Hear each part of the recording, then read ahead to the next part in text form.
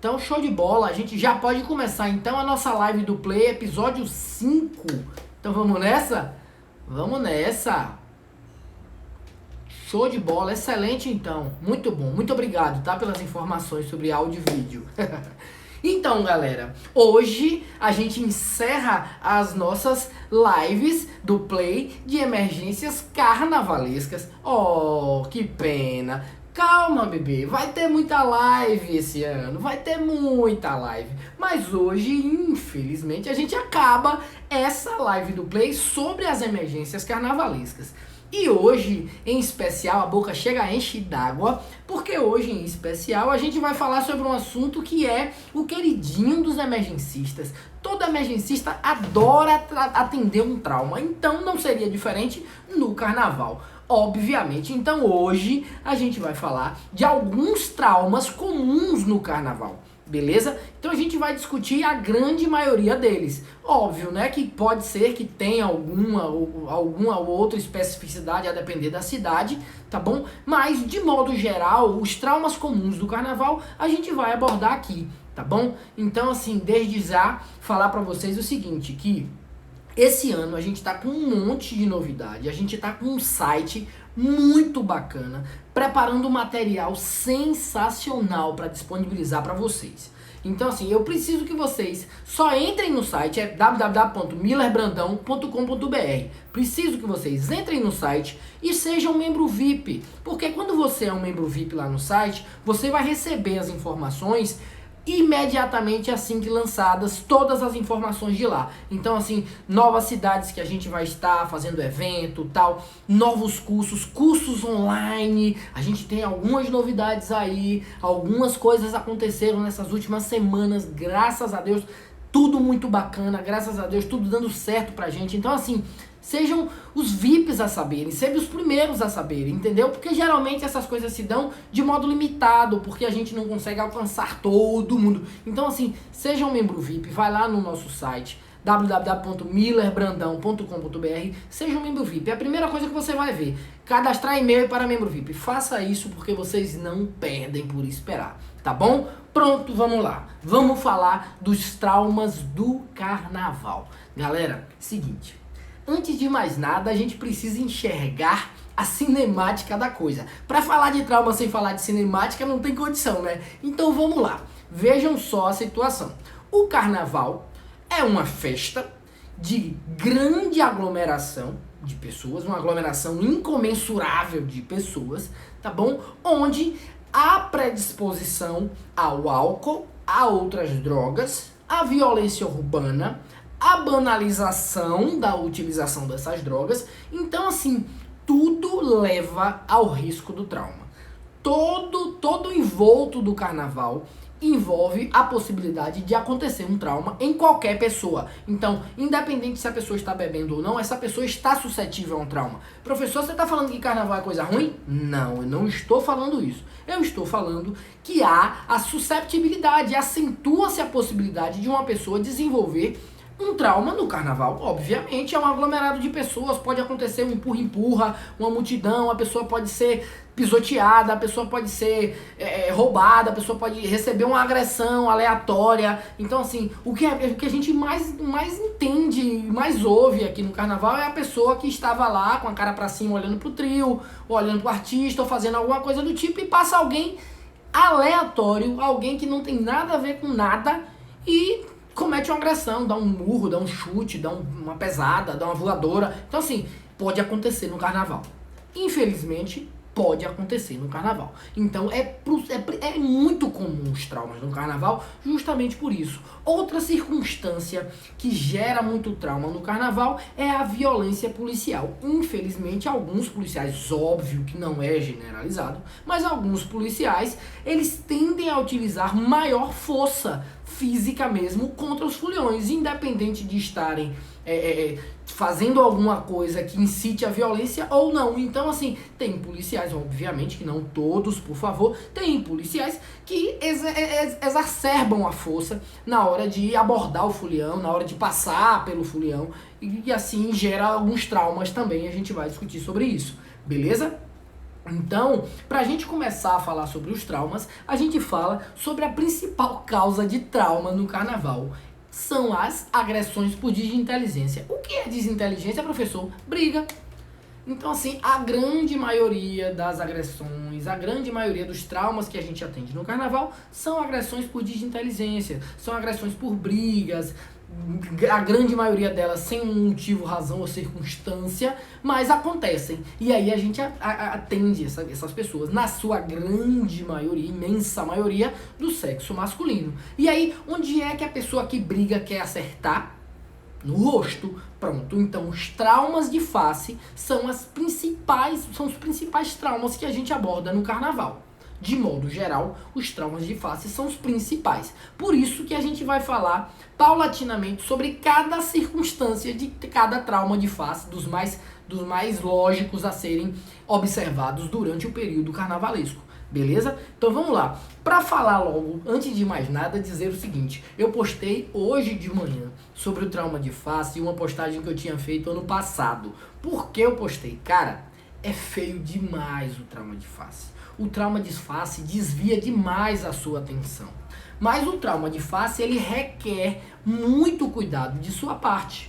Ele precisa ter cuidado. Por quê? Porque o trauma de face, ele está muito perto do quê? Da via aérea, ele está muito perto do globo ocular, ele está muito perto do couro cabeludo, situações e circunstâncias que podem agravar esse paciente e evoluir esse paciente, inclusive, para óbito. Numa circunstância, por exemplo, de obstrução de via aérea, o paciente pode fazer uma parada respiratória, consequentemente uma parada cardiorrespiratória e vir a óbito por isso. Então, assim, a gente não pode menosprezar o trauma de face. Beleza? Quando a gente fala do trauma de face, a primeira coisa que a gente enxerga num trauma de face feio, aquela coisa esquisita, assim, pouca coisa assusta tanto no pré-hospitalar como traumas de face. Pouca coisa. Que a galera que é do APH aí, a galera que é da emergência vai saber do que eu tô falando. Velho, assusta muito.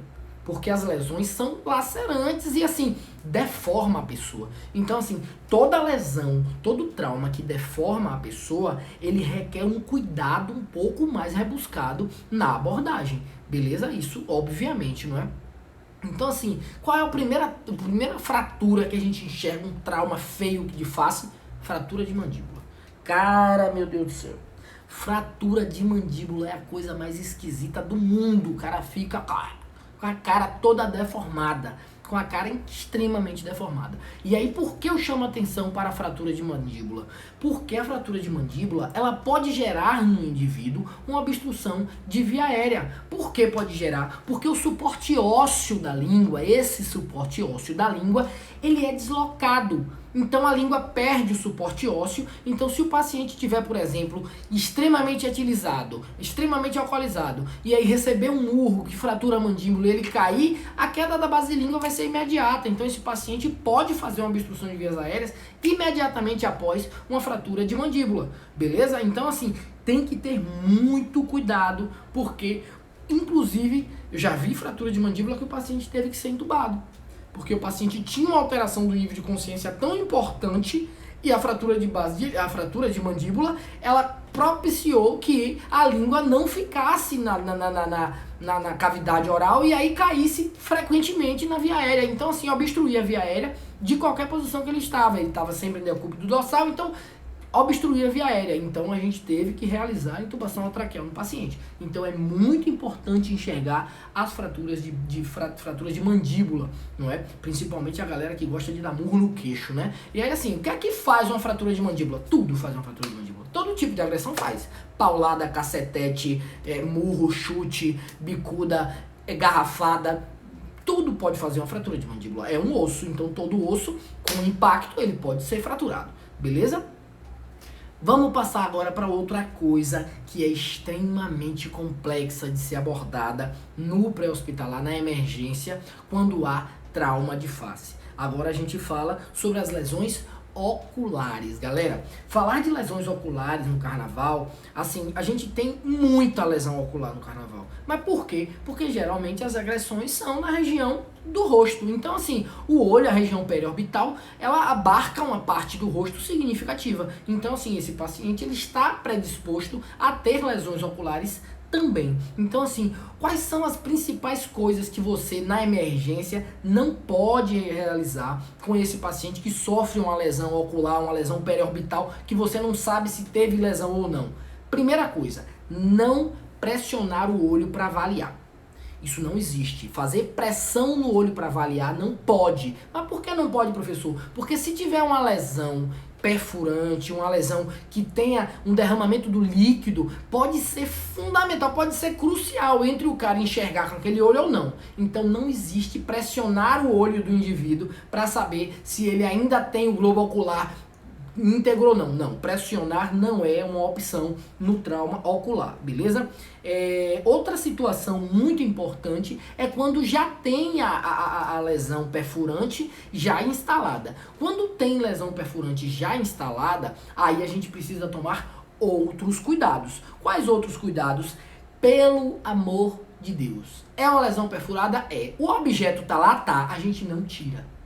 Professor, isso só serve para olho? De forma nenhuma. Isso serve para qualquer objeto encravado.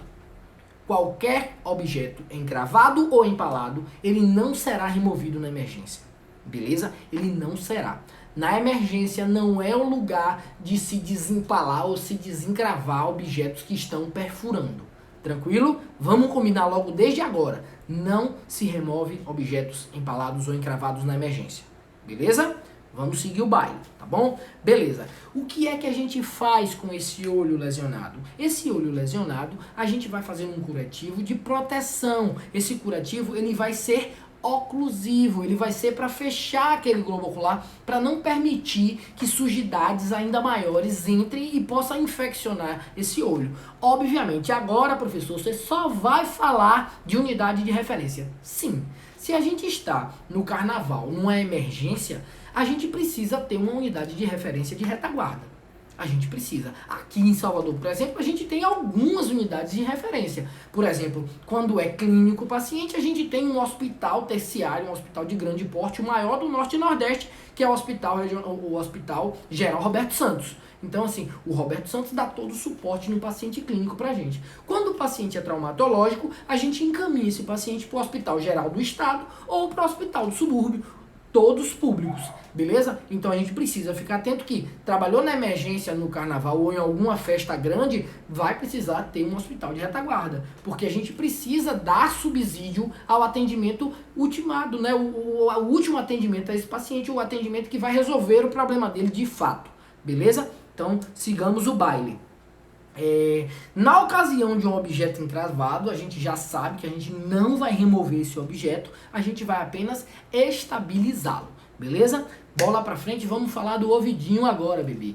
Prestem atenção, hein? Ouvido sangra e sangra muito. Então, assim, são comuns também no carnaval, por todos os tipos de agressão, as lacerações, as lesões do pavilhão auricular. Então, assim, quais são os cuidados que a gente precisa ter para abordar os pavilhões auriculares, né? As lesões de pavilhão auricular? A gente precisa fazer, se a lesão for menor, se a lesão for um corte, por exemplo, pequeno, um corte que seja capaz de realizar o estancamento, né, desse sangramento com um curativo compressivo, excelente, a gente vai fazer um curativo compressivo nesse paciente para conter hemorragia. Com materiais estéreis, obviamente. Então, assim, nem pense em fazer com, um pano aqui, um pano tal. Muito cuidado. Se você está numa emergência, tá certo? Você precisa ter materiais adequados para fazer um curativo compressivo, pelo menos. Beleza? Então, prestem atenção aí onde vocês estão trabalhando também. Quando a laceração ela é maior, aí a gente precisa ter outros cuidados. Beleza? Primeiro, que na laceração muito grande, a gente não vai fazer um compressivo direto. A gente vai fazer um entre o crânio e a orelha, tá bom? E vai fazer um outro oclusivo por cima. Por quê? Porque essa lesão compressiva, ela pode estar afetando um outro problema, um trauma crânioencefálico, por exemplo. Então a gente precisa ficar atento a isso, tá bom? Falar também que os curativos eles precisam obedecer uma certa ordem, uma certa lógica. A gente precisa, antes de fazer um curativo nessa orelha, observar a presença de líquido. Professor, como é que a gente consegue observar líquido, professor, na orelha de alguém? Cara, É simples demais. Você vai fazer o teste do halo. Você vai colher o líquido que está passando ali em cima de uma gaze, tá bom? Colher o líquido, ó, devagarinho, colhendo o líquido que está saindo ali. Se formar uma borda amarelada, como se fosse de gordura, em forma de auréola, tá bom? Com uma redondinha assim, uma borda amarelada, isso é líquido. Isso é líquido. Significa que ele teve uma fratura. Bom, teve uma fratura, ele tem um TCE associado, beleza? Então a gente precisa ficar atento a isso. Não só foi a lesão, a laceração do pavilhão auricular, ele teve uma fratura lá no crânio, tá bom? Então a gente precisa ficar atento à procura desse líquido também, beleza? A gente fala ainda sobre a limpeza. Ah, não, professor, mas aqui eu jogo um sorinho limpo, tiro daqui esses coágulos que estão dentro do pavilhão auricular. Não. Não, na emergência não é o local apropriado para isso, beleza? Se você vai lá, ó, jatear água lá, álcool é ótimo, soro fisiológico, água bidestilada, não pode. Não pode. Mas professor, vai deixar sujo? Vai deixar sujo, porque o otorrinolaringologista, ele vai avaliar esse pavilhão auricular. Pode ser que você remova um tampão de fibrina. Então, assim, não remova aquele tampão. Deixe a sujidade, deixe o sangue ali para a avaliação do especialista. Tá bom? Então a gente vai preservar aquela área, vai fazer o curativo. Se for uma laceração menor, compressivo. Se for uma laceração grande, é oclusivo, tá bom? E aí lembrar sempre de separar aí a orelha de crânio nessas circunstâncias, tá bom? E pensar sempre em unidade de referência. Onde é que eu tenho otorrinolaringologista à minha disposição, tal? Então assim, uma unidade que está em emergência numa festa grande, ele precisa sempre ter uma unidade de retaguarda. Beleza? Pronto, agora a gente fala do nariz. O nariz é até parecido com o ouvido. Por quê? Porque antes de você fazer tamponamento, botar o cara de cabeça para baixo, cabeça para cima, cabeça para um lado, cabeça para o outro, você precisa avaliar o que está saindo dali. Qual é o tipo de líquido que está saindo? Está saindo só sangue? Ok. Está saindo um sangue amarelado? Opa, peraí. Tá saindo uma sujidade, tá saindo secreção purulenta, o que é que tá saindo dali? Então, da mesma forma que você vai procurar o líquido no ouvido, você vai procurar o líquido também no nariz. A procura desses líquidos aí, eles podem indicar, inclusive, fratura de base de crânio. Então, a gente precisa ficar atento às informações. Se o paciente tem uma laceração, tem uma lesão que está sangrante no nariz, avalie esse líquido, avalie se é só sangue mesmo, beleza? A gente precisa também. Pronto, professor, avaliei, não tem líquido não.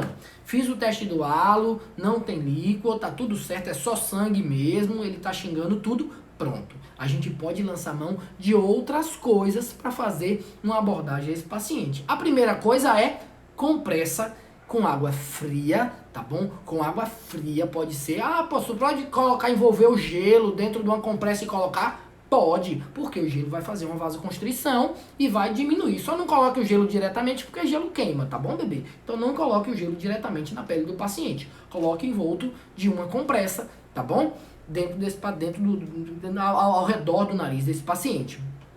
Outra circunstância que também é possível é o tamponamento desse nariz. O tamponamento ele pode ser realizado tanto com compressas, não é, com gases estéreis, com compressas, e também existe o tamponamento realizado com sonda vesical de Demora. Então assim, não é estranho, não é a coisa mais louca do mundo você ver na emergência, principalmente no carnaval, sondas vesicais de Demora, uma de cada lado do nariz do cara, faz lá, coloca a sonda, não é?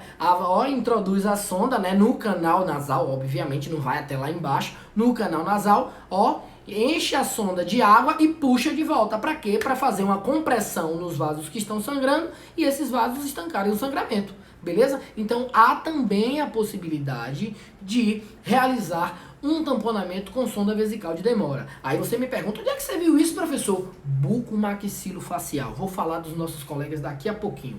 Velho, se você tiver um amigo dentista, se você tiver um amigo odontólogo, se você tiver um amigo bucomaxilofacial, seja amigo desse cara. Seja amigo desse cara, porque os caras são feras, mano. Os caras são muito bons mesmo, tá bom? Vamos continuar. Outra possibilidade, na fratura de mandíbula, por exemplo, que eu não falei, é a faixa, né, sobre o mento. Então, aquela faixa que segura. Por exemplo, você não tem um buco maxilofacial para abordar essa vítima lá, o que é que você vai fazer? Você vai colocar uma faixa para segurar o mento do paciente, beleza? Então, essa faixa também é utilizada no caso de uma estabilização na fratura de mandíbula para você encaminhar esse paciente para uma unidade de referência que tenha os especialistas para abordar esse paciente. Beleza? Agora a gente fala também de uma coisa que, assim, né? Quem tá de fora ri, mas quem tá lá é um negócio meio sinistro, velho. Um negócio meio complicado. Sabe o que é? A avulsão dentária, cara. Muita gente perde dente no carnaval. Muita gente mesmo, velho. A galera perde dente um atrás do outro, cara. É incrível. A galera chega com os dentinhos na mão, bicho, lá. Então, assim, o que é recomendado para essa circunstância? Será que tem como, professor, reintroduzir esse dente, reimplantar esse dente? Tem. Tem como sim, desde que ele seja, né, desde que ele esteja em condições disso. Então, assim, quem é que vai avaliar isso? É o bucomaxilofacial, é o dentista. Beleza? É ele que vai avaliar se o dente está apropriado, está adequado para fazer o reimplante ou não. Então, assim, quais são as condições, professor, na emergência, para a gente conseguir manter esse dente viável para isso? Pronto. Dicas deles, inclusive, tá bom? Não é nada que eu seja expert, não. Dicas dos meus colegas bucomaxilofaciais que trabalham comigo no carnaval.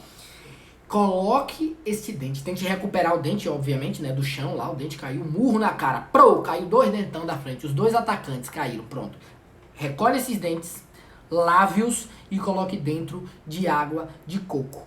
É a melhor forma de você manter esses dentes apropriados para a reimplante, tá bom? Então, sempre se lembre. É avulsão de dente? É, pronto. Pega o dente, lava com soro e coloca dentro da água de coco. Pronto. Leva para o bucomaxilofacial ou para o dentista, que ele vai decidir se tem como reimplantar esse dente ou não. Tá bom? Daqui a pouquinho, galera, só pra falar pra vocês aí, eu não tô dando atenção aqui nos comentários, porque são vários que tá passando aqui, mas assim, daqui a pouquinho a gente para, eu leio os comentários, respondo alguma coisa, dou risada com vocês, tá bom? Só pra gente continuar o nosso barco. Falar agora dos bucomaxilofaciais. Essa galera da odontologia, são especialistas, né? Uma especialização dentro da odontologia que aborda justamente as lesões, os traumas de face. Além disso, né, eles fazem muito mais, eles restauram, recuperam, harmonizam a face do paciente também, tá bom? Mas eles, no carnaval especialmente, eles trabalham fazendo essa restauração imediata, por exemplo, na avulsão dentária, na fratura de mandíbula, eles estabilizam a mandíbula, eles restringem, né, o movimento da mandíbula para a sedimentação óssea posterior. Tem paciente, por exemplo, que eles estabilizam, né, eles imobilizam ali para encaminhar para um serviço especializado para fazer uma cirurgia. Tem paciente que sai de lá e não precisa nem procurar mais cirurgia, que nem faz mais, nem precisa mais de abordagem cirúrgica, porque eles já resolvem lá. Então, aqui no carnaval que eu trabalho, temos essa possibilidade de contar com os bucomaxilofaciais. Então vai aqui a minha reverência, o meu agradecimento a todos os colegas que são dentistas, que são bucomaxilofaciais, tá bom? Que trabalham com muita maestria nos carnavais e nas emergências, nas festas de largo, em todas essas festas populares, beleza? Pronto. Aí a gente fala agora de uma outra possibilidade de trauma no carnaval.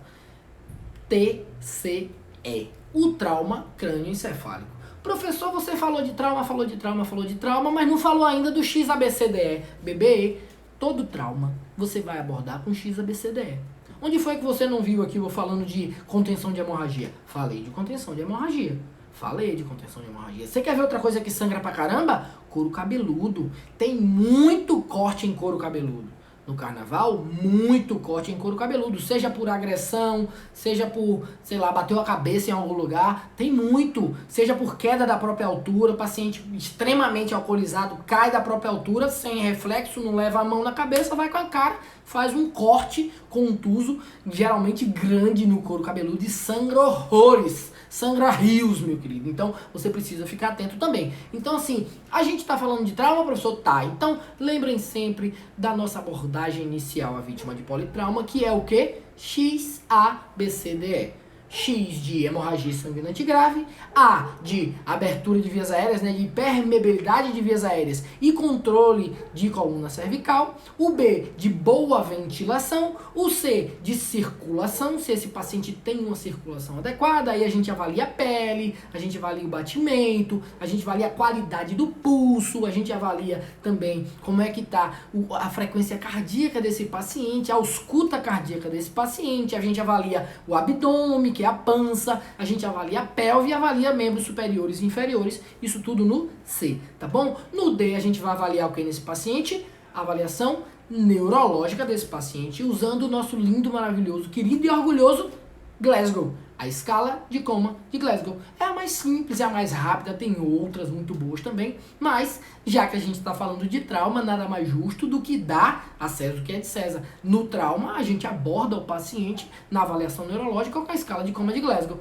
A gente lembra também que existe a possibilidade de você já fazer a escala de coma de Glasgow P. Qual é a escala de coma de Glasgow P? Aquela que já avalia a pupila junto, beleza? Se alguém tiver dificuldade, pedem no direct que eu vou fazer um vídeo bacana, eu vou colocar lá no YouTube um vídeo só explicando a escala de coma de Glasgow P. Beleza? Pra gente não ter mais dúvida. Agora vocês vão ter que me pedir. Se alguém não sabe ainda, manda lá que a gente faz, eu coloco lá no YouTube pra vocês. Beleza? Muito bom. Então falar do XABCDE no trauma crânioencefálico também é importante. Por quê? Porque na avaliação do XABCDE você pode encontrar, inclusive, sinais de pressão intracraniana elevada. Qual é o sinal, professor, na pH que a gente pode identificar assim que o paciente está com sinal de herniação uncal, por exemplo? A anisocoria é um dos principais sinais. Se o paciente também tem uma respiração irregular, também pode ser um sinal de aumento de pressão intracraniana. Então você precisa ficar atento que nos traumas crânioencefálicos esse paciente pode te dizer que ele está com aumento de pique e a gente já aborda esse paciente, por exemplo, com manitol, se for o caso, pode fazer aí uma hiperventilação, se for o caso. Então, cada caso vai depender da circunstância que você vai abordar esse paciente, beleza? Lembrar também muito demais pra caramba que o TCE numa vítima alcoolizada, eu falei isso já, falei várias vezes isso tem que entrar na cabeça de todo mundo. A gente precisa ficar fera nisso. O paciente que está intoxicado alcoólico, se ele toma uma queda, ele é vítima de um TCE. Se você avalia o neurológico desse paciente e ele tem alteração neurológica, qual é a alteração neurológica, professor? Agitação, desorientação, excitabilidade, depressão, agressividade, tudo isso é alteração neurológica. O paciente está etilizado, professor, é o álcool que está fazendo, não foi a queda que ele tomou, não. Até que se prove o contrário. Prestem atenção que isso cai em prova pra caramba. Até que se prove ao contrário, o paciente, alcoolizado que seja, se ele tomou uma queda e ele tá com alteração de nível de consciência, a culpa da alteração é do TCE e não do álcool. Beleza? Muito cuidado mesmo com a abordagem a pacientes intoxicados com TCE, com alteração do nível de consciência e sem avaliação neurológica. Muito cuidado. Pacientes sofrem hemorragias graves intracranianas e a gente não percebe porque a gente coloca na conta da cachaça. O cara fez um TCE e a gente coloca na conta da cachaça a alteração do nível de consciência. Se ele caiu da própria altura e tem um TCE, meu querido, e está desorientado, sonolento, torporoso, comatoso, agitado, esse paciente precisa de avaliação neurológica, inclusive com tomografia. Poxa, professor, vai usar uma tomografia num bebo? Vai, bebê.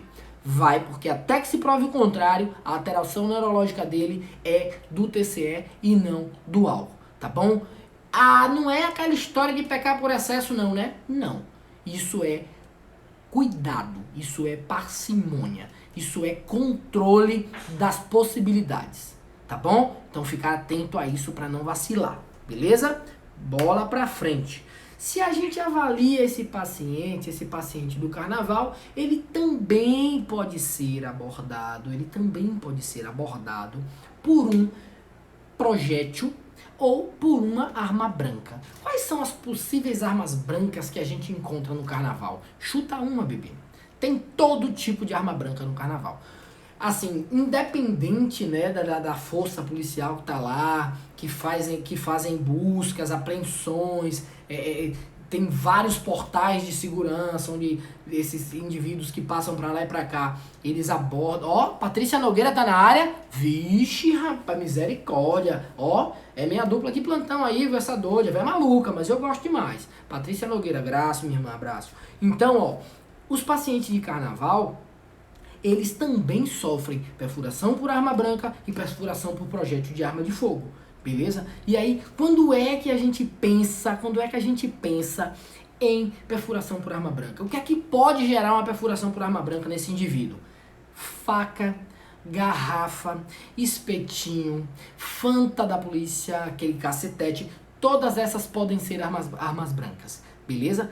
Qualquer coisa que não tenha poder de fogo pode se tornar uma arma branca, beleza? Então a gente precisa prestar atenção nessa lógica, porque o paciente em carnaval, ele pode sofrer também. Então assim, caco de vidro mesmo é uma beleza. O povo passa, quebra a garrafinha e sai com aquela arma ali. A qualquer momento ele pode dar uma chuchada, como a gente diz aqui na Bahia, dar uma chuchada no cara, ó. E o pior é que bate e volta, bate e volta. Aí, meu irmãozinho, o que tiver na frente ele sai levando. Então, é importante demais a gente avaliar esse paciente. Então, assim, se por um acaso a arma branca estiver lá no local, a primeira coisa que a gente pensa é a mesma coisa que a gente pensou lá, ó. Lembra lá do olho do cara que tem uma lesão lá no olho, o cara tá lá sei lá, com um garfo no olho, pronto. Primeira coisa que a gente pensa, é perfuração por arma branca? É. A arma tá lá no corpo? Tá. Deixa lá. Não remova esse objeto empalado ou encravado do paciente, tá bom? Não remova. Não remova. Beleza? Por favor. Esse indivíduo, ele pode sofrer uma hemorragia extrema se você abordar, tá bom? Vamos lá. Além disso, o que é que a gente pensa quando a gente fala de arma branca? A gente precisa manter esse projétil, esse objeto, né, estabilizado, tá bom? Para não sofrer alterações, para não sofrer movimentações. A gente precisa evitar a manipulação excessiva desse objeto, para não correr o risco desse objeto lacerar mais coisas, lesionar mais coisas, tá bom? E a gente também, quando está abordando um paciente com perfuração por arma branca, a gente procura visualizar quais são os possíveis órgãos e lesões que esse paciente pode ter. Então, se o paciente recebe uma facada, por exemplo, no quadrante superior direito do abdômen, esse paciente pode ter uma lesão hepática. Se ele sofre no quadrante superior esquerdo, por exemplo, ele pode ter uma lesão esplênica. Então, assim, sangra muito, mata e mata fácil. Então, assim, a gente precisa ficar atento em qual nível de gravidade esse paciente tem, a depender de onde essa lesão esteja, tá bom? Se o paciente, por exemplo, faz uma abordagem, né, ele toma uma facada, por exemplo, no tórax, meu Deus do céu, você vai ter que adiantar o lado, porque esse paciente pode fazer um pneumotórax, um hemotórax maciço, então você precisa agilizar essa vida aí, tá bom? Ainda falando sobre essa possibilidade de hemorragias, a gente precisa pensar também que esse paciente, quando a gente aborda ele lá no C, a gente não vai trocar o sangue dele por Ringer com lactato. Como assim, professor? Galera, esqueçam aquela história de 2 acessos calibrosos bilateral e aí abre soro e sai correndo. Esqueça isso. Esqueça. Você vai fazer uma avaliação no paciente. Se ele tiver sinal clássico de hipotensão, você vai abordar esse paciente. O que é hipotensão, professor? Pressão arterial sistólica abaixo de 90. Se ele tiver uma pressão arterial sistólica abaixo de 90 nesse tipo de lesão, entendeu? Você vai abordar esse paciente com um acesso venoso e infundir até 1000 ml de Ringer com lactato. Até 1000 ml de Ringer com lactato, ou seja, 2 sorinhos de 500. Beleza? Não existe mais aquela história de já fiz 3 litros, 4 litros, 5 litros. Não adianta. Se você oferta muito Ringer com lactato para esse paciente, o que é que acontece? A cadeia de fibrina que está se formando vai ser dilacerada, vai ser quebrada. Você não vai conseguir estancar aquele sangramento. Pelo contrário, você vai estimular que sangre mais e você vai trocar o sangue dele que ainda resta por Ringer com lactato. E aí o que é que acontece? Você já ouviu dizer que Ringer com lactato tem hemácia, plaqueta, glóbulos brancos, Não existe. Então, assim, não troque o sangue que o paciente ainda tem por Ringer com lactato. Pensem sempre na hipotensão permissiva. O nome disso é hipotensão permissiva. Tem gente que não acredita nela, hein? Tá lá, em todas as recomendações internacionais do trauma. Todas elas já abordam a hipotensão permissiva. Tá bom? Se você tá perto da unidade de referência, meu querido, nem acesso você pega, bebê. Ó, pau na máquina. Você precisa estancar aquele sangramento. É o que vai salvar a vida daquele paciente. Não é o seu acesso 14 que vai salvar. Beleza? Professor, você nunca fez no acesso 14? Não? Muito, bebê. Oh, meu Deus do céu. Já fiz e não foi pouco. Já fiz pra caramba. Mas as novas evidências trazem pra gente. É por isso que a gente ama a emergência, filho. É por isso que a gente adora a emergência. Porque a emergência muda. As coisas são mutáveis. As coisas são estudadas. Postas em exposição mesmo para abordagem cada vez melhor para o paciente. Beleza? Então é por isso que a gente precisa se atualizar o tempo todo, para a gente estar afiado e fazer o melhor que a gente pode por esse paciente. Tá bom? Show de bola e vamos para lá. Lembrar também que nessas lesões perfurantes, essas lesões, né, faca, tiro, a gente não precisa realizar a restrição de movimento de coluna. Como assim, professor? Tá, o cara toma uma facada no pescoço. Pô, recebeu a facadona. Você não precisa restringir o movimento da coluna desse cara, tá bom? Não precisa, não é recomendado. Mas não é recomendado por quê, professor? Não vai ser melhor ele chegar lá com a restrição de movimento de coluna? Bebê, presta atenção. O tempo que você vai perder na cena para abordar a restrição de movimento de coluna desse paciente pode ser o tempo que você demoraria para chegar na unidade de referência, num centro cirúrgico, e um cirurgião do trauma, tipo meu irmão Leo Barbosa, abordar o cara e conseguir camplar, e conseguir estancar o sangramento dele. Então, assim, prestem atenção. Não é recomendada a restrição de movimento de coluna em traumas perfurantes, tiro, facada. Não adianta, não adianta. Você vai perder o tempo precioso que esse paciente tem. Tá bom? Então não faça restrição de movimento de coluna em trauma penetrante. Tá bom? Segue o baile. Se a gente falar em perfuração por arma de fogo, é bem parecido com perfuração com arma branca. A diferença é o quê? A potência, não é? A diferença é a potência. Por quê? Porque a arma de fogo, ela entra queimando tudo, lascando tudo, sem sombra de dúvida. Pode ter, inclusive, saída, não é? Pode ser que entre aqui no tórax, saia lá no dorso. Pode ser que entre no pescoço, na cabeça e saia, sei lá, na região inguinal. Então, assim, depende muito de como seja. Aí é que cabe a sua avaliação. Você aborda esse paciente e avalia quais são as prováveis lesões que esse paciente tem com esse orifício de entrada aqui. Pronto, aí você vai abordar esse paciente no XABCDE, avaliando esse paciente com calma, mas como a gente diz no SAMU, com brevidade e cautela, tá bom? Avaliando para não perder detalhe nenhum e abordando esse paciente o mais rápido possível para encaminhar ele para uma unidade de referência, tá bom? Seguimos o baile. Agora a gente fala daqueles traumazinhos, né? Os traumas musculoesqueléticos. Quais são os traumas musculoesqueléticos? São, assim, contusão, aí a gente tem também os entorses, as luxações e as fraturas. Vamos falar rapidamente de cada um deles, tá bom? Quando a gente fala das contusões, a gente lembra do quê? Daquelas porradas. Então, assim, quando o paciente recebe uma porrada, a gente atende muita contusão por cacetete.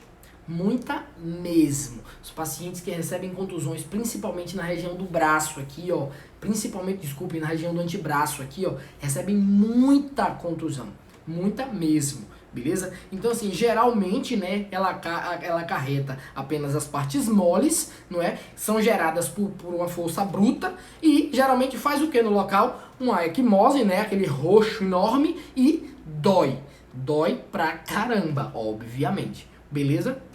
Então, o que é que a gente faz nesses casos de contusão? Se a gente tiver uma possibilidade de avaliar a mobilidade desse paciente, a gente pode definir se esse paciente teve uma contusão ou se ele teve um outro problema. Se for apenas uma contusão, a gente vai tratar esse paciente com analgesia, a gente vai fazer também uma restrição do movimento do membro. Professor, por que vocês estão falando sempre restrição de movimento?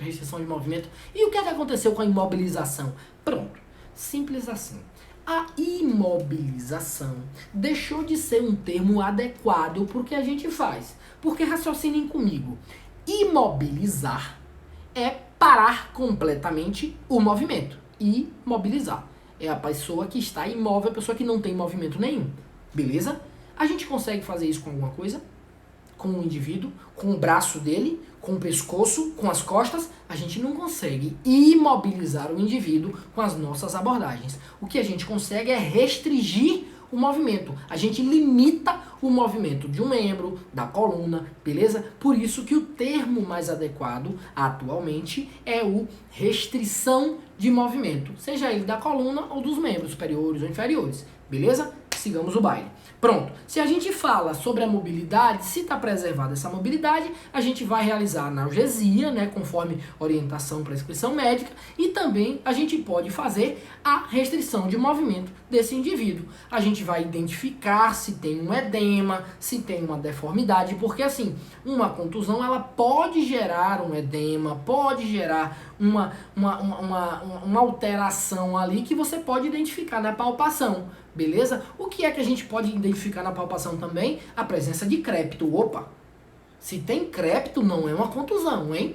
Se tem crépito no membro que está contundido, não é uma simples contusão. Pode ser uma fratura, tá bom? A gente vai ver isso lá pra frente, beleza? Para restringir o movimento do membro, e aí agora independe se o membro está fraturado, se está luxado, se está torcido, a gente pensa sempre no quê? A gente pensa sempre nos itens essenciais para fazer uma restrição de movimento. Quais são os itens essenciais para a gente fazer uma restrição de movimento? A gente pensa sempre assim, ó, eu preciso estar em duas pessoas, né? Porque uma vai segurar o membro e a outra vai fazer a restrição do movimento. A gente precisa pensar também que antes da gente fazer a restrição, a gente precisa checar o pulso distal. Qual é o pulso distal? É o pulso mais longe, é o pulso posterior à fratura, ou seja, o pulso que está depois da fratura. Se eu fraturei esse braço aqui, meu pulso distal é esse aqui, ó, o radial, tá bom? Fraturei meu antebraço. Qual é o pulso?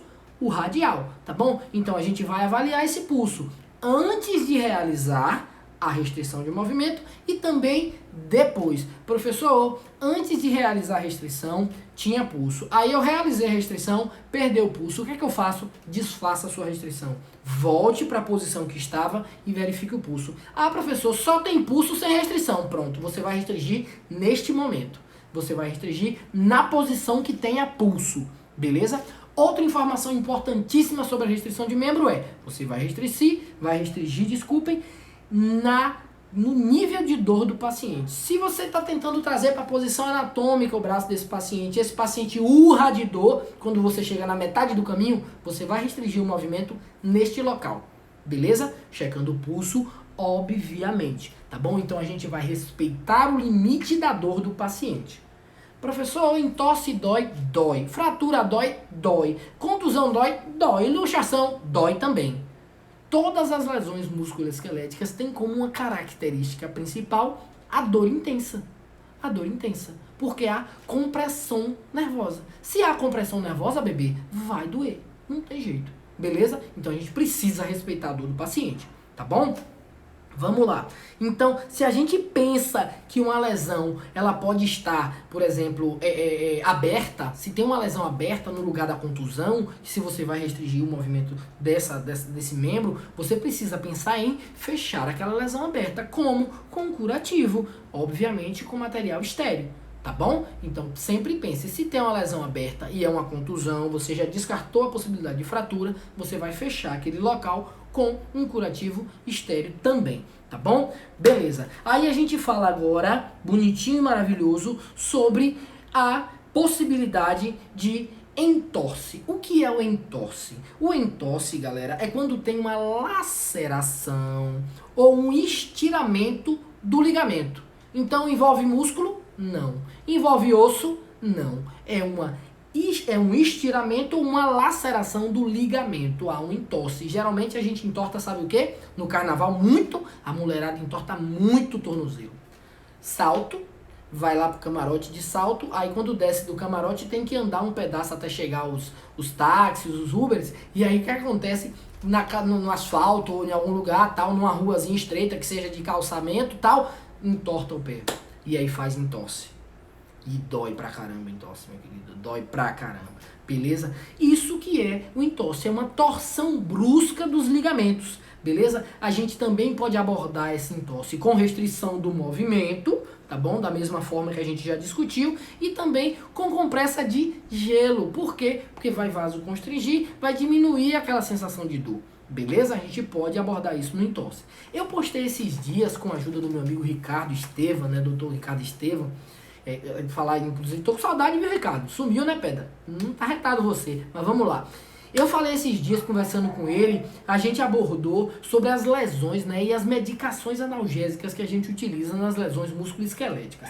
Galera, a gente vê muito ao alta latina aqui, mas não tem problema. A gente vê muita gente fazendo dipirona em fratura. Gente, dipirona não resolve a vida de fratura não, gente.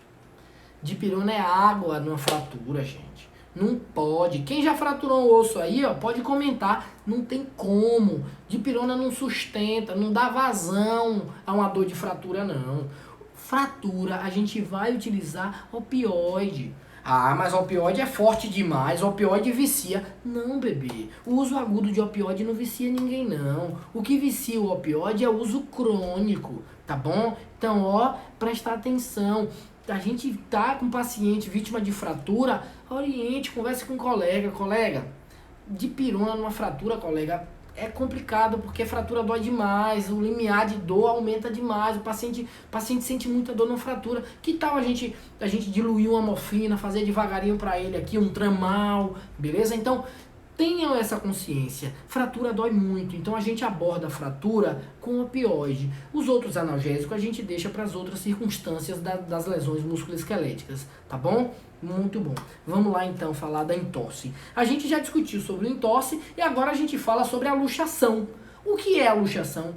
A luxação é a separação de dois ossos de uma articulação. Por exemplo, aqui a gente tem uma articulação. Se esses dois ossos aqui, ó, se por exemplo, meu rádio e minha ulna deslocasse aqui do meu cotovelo, isso é uma luxação. O meu húmero se deslocou do meu cotovelo a uma luxação. Beleza? Então, luxação é a separação de dois ossos de uma articulação. Beleza? Sempre se lembre disso, não tem dificuldade, beleza? Então assim, o que é que pode acontecer na luxação? Pode ocorrer também uma ruptura dos ligamentos que sustentam esses ossos nas articulações. A dor é intensa, muito intensa, tá bom? E a gente tem uma certa dificuldade de saber dissociar o que é uma luxação do que é uma fratura. Por quê? Porque tem deformidade, tem edema, tem dor intensa, o paciente não suporta nem que você toque uma luxação. Então você tem dificuldade. Como a gente ainda não desenvolveu o óculos de raio-x, pra gente colocar o óculos, apertar aqui, ninguém é Tony Stark aqui, então assim, a gente não consegue visualizar. Então esse paciente é um franco candidato a um exame de imagem para confirmar se luxação ou se fratura. Beleza? Então fica atento. Ah, não, é uma luxação, vou voltar pro lugar. Cuidado, hein? Na emergência. Ah, vou voltar pro lugar, não tem problema não. Muito cuidado. Você pode lacerar essa articulação mais ainda. Você pode lesionar esse paciente. Você pode cometer uma iatrogenia. Então não tente fazer o que você não está habilitado para tal. A gente já tem muita atribuição na emergência. Para que você vai fazer uma coisa que é o especialista que faz? Presta atenção, gente. Menos é mais. A gente precisa cuidar para não fazer iatrogenia no paciente. A gente pode limitar, restringir o movimento, fazer uma analgesia, beleza? E encaminhar esse paciente para uma unidade de referência, onde vão fazer um exame de imagem interessante que vai abordar o paciente especificamente na lesão que ele tem, tá bom? Muito cuidado para não querer resolver o problema do paciente lá e acabar piorando a situação dele. Agora a gente fala sobre as lindas e maravilhosas fraturas. Gente do céu. Pô, professor, no carnaval tem fratura? Tem pra caramba, velho. Vocês não imaginam o quanto tem fratura. Tem muita fratura no carnaval. Mas o que é a fratura? Pronto, a fratura é fratura, bebê. Eu não tenho nada pra falar de fratura, porque fratura é fratura. É quando o osso quebra. É uma descontinuidade do osso. Simples assim. Se lhe disseram que não é isso, se lhe disseram que é outra coisa, estão tentando me enganar. Estão tentando extrair o conhecimento ao ficar pra eles. Fratura é só isso, é descontinuidade. Tá? Quebrou, quebrou, pronto, é uma fratura, tá bom? Então fica ligado. Muito bom. O que é? Quais são as características de uma fratura, né? A depender do osso, a principal coisa que a gente tem que enxergar na emergência é: quebrou um osso, quebrou. Qual osso foi? Ah, foi o fêmur, porra. Fêmur sangra muito. Imagina uma fratura bilateral de fêmur. Pode sangrar até 4.000. Então, assim, 4.000 ml de sangue é muito sangue, velho. É muito sangue. Uma fratura bilateral de fêmur, o cara pode fazer um choque hipovolêmico, grau 3, grau 4, dependendo do tamanho do cara. Então, muita atenção. Por quê? Porque a gente precisa identificar qual osso quebrou, quanto esse osso sangra, se esse paciente tem sinal de choque hipovolêmico, porque esse osso está envolto do quê? Esse osso está envolto de vasos, pode estar envolto de uma artéria. Imagina se esse osso fraturou e cortou uma artéria, bebê. Vai sangrar. Então, você precisa ficar atento aos sinais de choque no paciente vítima de fratura. Qualquer fratura, professor? Qualquer fratura, filho. Qualquer fratura você precisa avaliar sinais de choque, tá bom? Não só de fêmur. Húmero sangra bastante, rádio ulna sangra bastante. Ah, professor, como é o nome quando quebra as duas? Cominutiva. Fratura cominutiva é quando quebra dois ossos, né, em vários lugares diferentes, dois ossos juntos que se fraturam em lugares diferentes, beleza? Então, fratura cominutiva. Semana passada eu até postei lá, ó, faço aqui um convite para vocês entrarem lá no nosso canal do Telegram, que eu postei sobre um paciente que sofreu uma queda de moto e teve duas fraturas cominutivas, né, no braço e no outro. Ele fraturou os 4 ossos do antebraço. Beleza? Então é interessante, ouçam lá que eu discuti a abordagem inteira, o que é que a gente fez pra ele, tudo, XABCD inteiro, eu discuti lá, então entra lá no Telegram que vocês vão ver. Então, ó, falar da dor intensa da fratura é uma fratura sinistra, tá bom? Muito complicada. O que é que faz? Deformidade. Esse paciente geralmente tem uma paresia daquele local, ele tem um formigamento daquele local ali, uma dormência daquele local que fraturou, tá bom? Há também um detalhe interessante que a gente avalia na emergência, a diferença de temperatura entre o local fraturado e o resto do corpo, beleza? Há uma diferença de temperatura e é interessante você verificar. Beleza? É interessante, porque geralmente o local fraturado ele está mais quente do que o resto do corpo, beleza? Então é muito importante você identificar isso também. Esse paciente pode gerar também nesse local um hematoma importante, tá bom? Se tiver um ferimento perto daquele local ali que você acha que tem um osso fraturado, ligue o alerta. Por que ligue o alerta? Porque aquele local ali pode ser um sinal de ferimento por lesão exposta, pode ser uma fratura exposta. Então, assim, a qualquer sinal de uma ferida perto do local que você acha que fraturou, se tiver uma ferida ali, meu querido, a lesão vai ser considerada exposta até que se prove o contrário, beleza? E lesões expostas são muito mais complexas. Beleza?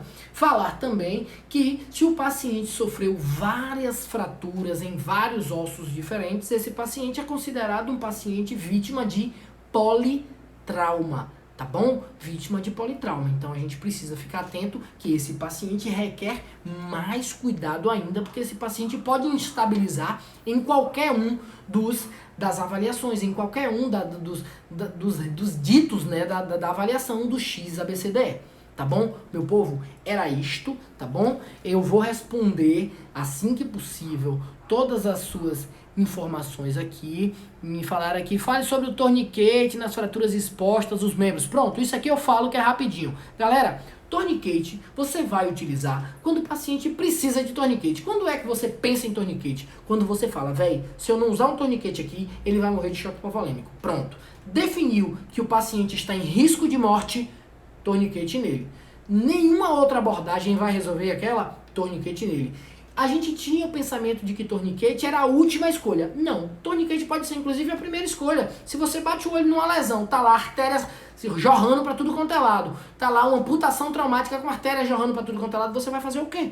Torniquete, bebê. Torniquete. Então ele pode ser sim a primeira escolha, desde que você avalie que se o paciente não for abordado e estancado aquele sangramento ali, o paciente vai morrer, entendeu? Então torniquete é bom você abordar nessa circunstância, tá bom? Deixa eu ver aqui. O que é que me falam mais aqui? Eu só tenho 4 minutos, hein?